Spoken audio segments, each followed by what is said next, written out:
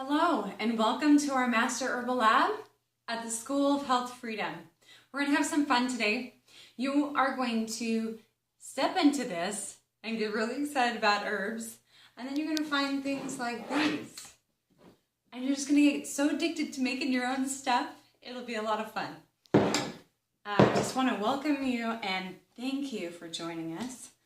The School of Health Freedom is a school that teaches you self-reliance in your own health. So a part of that is making your own medicines, and we're going to use a lot of dried herbs today. We're also going to go get some things fresh that are growing in my garden that I'll show you, and a lot of them are weeds. And yes, you'll call them weeds, but I call them herbs, and by the end of this you'll probably call them herbs as well.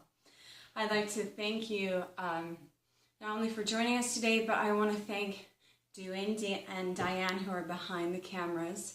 We thank them for coming and offering all of this to us on camera so that we can put it online and reach you there. Hope you're all doing well, and let's get started. We're going to get some fun going on. Did you know that you can make your own preventative stuff like eye drops, for instance?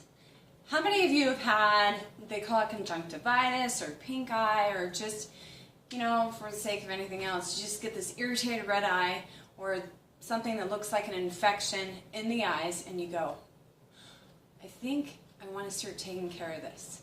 Well, first of all, you need to know with infections, if you're going to take care of them at home, you need to take care of that stuff within 24 to 48 hours. Some of them faster before you go get help from the doctor. But if you can take care of most of those things, in most cases, 24 to 48 hours is your window of time to show what you got, and you can clear it out. If you do clear it out successfully, then yay, you just saved a whole ton of money on medical, and you didn't have to go seek some medical help. Keep in mind that there are such things, what are some of the things that can get into the eye? Any bad infection can get into there. If you get strep, if you get the MRSA virus has gotten in there. There's some other things. You need to take care of yourself. Don't deny yourself medical care. Don't deny your loved ones medical care. If you think that there's some serious, like even staph infections get into the eye, don't mess with that. You want your vision, right?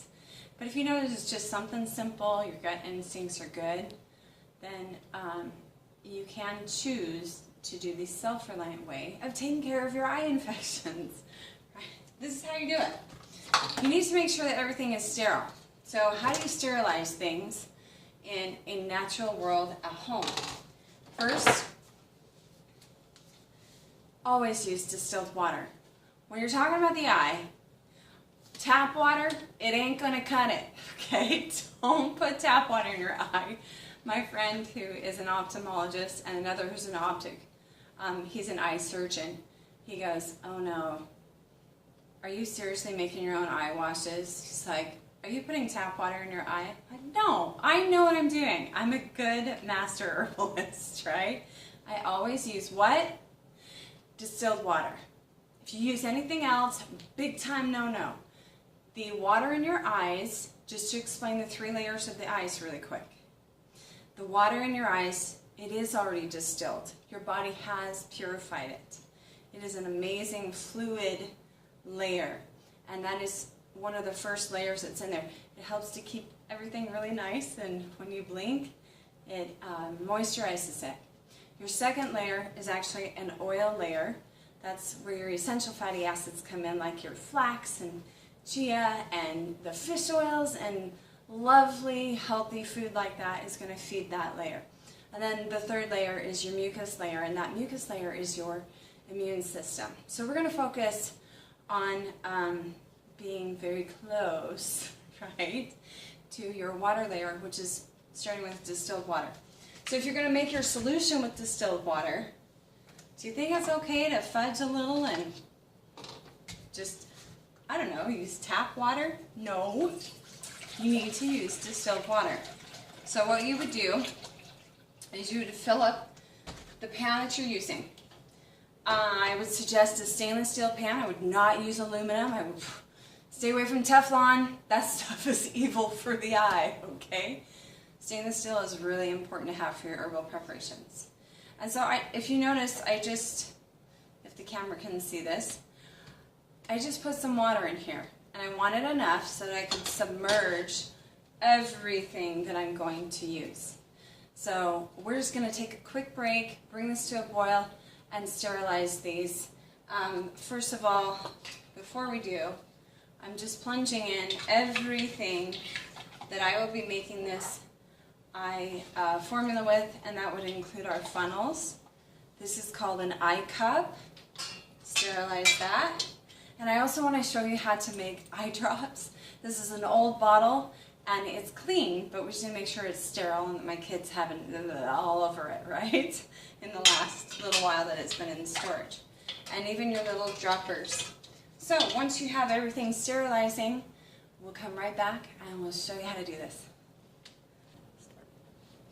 Did you know that if you boil something for about 10 minutes or so, there's this sterilization process that happens? What's that? It just means you're killing all the germs off of it. You're making sure that everything that you're using is very clean and free of germs. This is especially important if you're making something for babies. I would definitely be very meticulous. So right now, we have sterilized everything. By the way, this cute little lid, it can be used as a funnel. There's a lot of things in your kitchen that you can use for different things, and it doesn't have to be used for what it was made for, right? Okay. Be sure to use tongs. You don't want to, number one, burn yourself, and number two, you want to keep it sterile. Your hands need to be washed and clean already when you're doing this. So just take them off, set them aside, and we're now going to dump this water down the drain. We're going to put some new distilled water in here. This distilled water is to make the actual formula for the herbal eye wash. And we're just going to bring this to a boil, so we'll come right back when it's boiling. Okay, while the water is boiling for our herbal preparation, I just want to show you how this is done. These are really cool. This is an eye cup. Now, an eye cup is a glass jar, and it is shaped to fit right over the eye. And so this sort of oval shape right here, it fits right here. Check that out. That fits right there really well. That looks better than glasses. So if you can get two of them and have one for each eye, it actually makes this whole thing faster and easier for you. Now, when you use this, which we're going to make a solution, and we're going to put it inside, and you can do the eye wash, you go like this, and you lean it back, and I usually do this when I'm in the shower because it's going to be like spilling down all over the place, and you can blink with the eye wash in there, and it actually kind of seals. This seals right around the eye. And as you're blinking, you can also choose to move your eyes back and forth. You ever seen those cat clocks before? And they're like, they're back and forth and back and forth. If you do that with your eyes, especially in this eye solution, those are called eye exercises. And the eye exercises help to strengthen the eyes. So if you're trying to reverse some, situations, you need to nurse the eyes. There's many different eye degenerations that can happen. If you want to reverse that, if you want to strengthen that, do some eye exercises with both of your eye cups full of the solution that I'll show you how to make in just a minute.